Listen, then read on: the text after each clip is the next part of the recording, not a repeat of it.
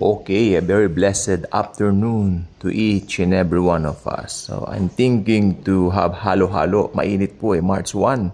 Anyway, March 1st, no? Actually, kahapon po matatawa kayo sa akin. Akala ko po kahapon ng March 1. Hindi ko naisip, meron palang 29 ngayon. So, may 29 pala. So, ibig sabihin, every 4 years, no? Nagkakaroon para ng 29. Nagkaroon kami ng biroan kanina, sabi ko. Paano yung mga nagbe-birthday ng February 29 lang? Di, antipid.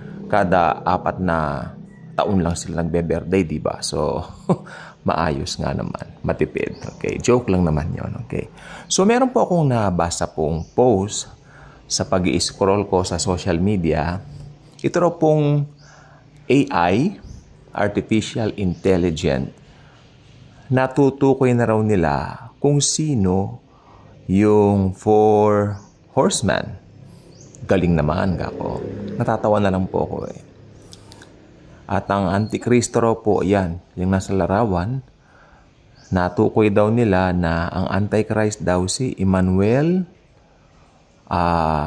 Macron.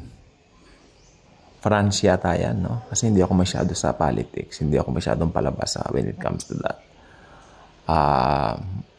Mas alam ko pa nangyayari sa music industry. Taylor Swift. Mga ganyan. Yung mga nangyayari sa showbiz, no? Kasi yung mga ganyan. Politics, hindi ko gamay yan. Okay, so yan daw Emmanuel Macron. Macron, no? Macron. Sorry, narilito po ako. Emmanuel Macron. Yan daw ang possible Antichrist. Sabi niya. Sa akin, wala na akong pakialam kung yan ba o hindi. Kasi ira-rapture po tayo as believers. Diba? Pero ito, katuwaan lang naman siguro. Alam niyo po bang napakalayo na po ng narating ng ating, anong tawag dito? Technology, kung tutuusin. Lately po, napansin ko, parang tinatamad akong manood ng television o manood ng, gamit ang monitor ng TV. So, sabi ko, bibili na ako ng projector. So, bumili ko yung projector. Mura lang naman yung projector sa Shopee, kadami. Bumili, dumating kahapon. Na-amaze po ako kasi doon pala sa anong yon, sa pag maaraw, gagamitin mo, okay na rin, i-ano mo lang sa wall mo. Anong tawag dito? Ilagay mo lang sa wall mo. Kumbaga, tapat mo lang sa wall mo. May screen ka na. Meron kaming wall na yellow dito. So, pwede naman na yun. Ano po?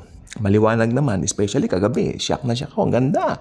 Mayroon na rin tayong Netflix. Hindi po nag-play. Medyo naloko tayo doon Kasi sa mahigit 2,000 na binayaran ko, mag-pray na rin ako na sana may Netflix Lord ako. Pero wala Nakalagay lang. Kunwari Netflix. Pero kumbaga sa kasabihang Tagalog chika lang chika. No? Chika lang pala yon. Pero ganun pa man, merong YouTube, maayos yung YouTube at saka yung ibang apps. Pwede na siguro, no? Tsaka pwede ka rin maglagay ng USB mo. Kung may mga na-download ka sa USB mo, you can go there. Projector po, maganda. Kasi hindi po nakaka-eye strain, hindi po siya sa mata, hindi po siya So sabi ko, dati itong mga projector na ito natatawa ko, sa sinihan lang meron yan Tsaka yung mga mayayaman nung dekada 60, 70 or even dekada 80s, early part of that decade, no? Mga mayayaman lang talaga nakaka-afford. Diyos ko, gusto kong kumain ng halo-halo. Baka mamaya magpabili akong halo-halo sa Chowking. So, yun, saan ba tayo? Ba't tayo napunta roon?